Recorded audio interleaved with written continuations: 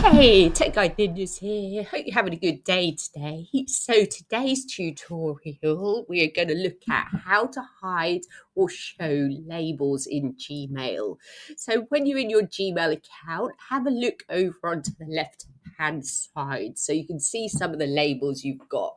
So you can hide these ones and show different ones. You can edit this to your liking. So I'm going to show you how. So all you have to do is go to your settings, then click on see all settings, then click on labels.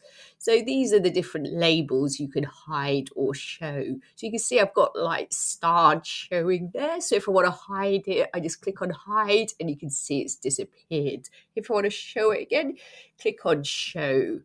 And things like, so I've got sent showing, so I can hide that if I want, or I can show it.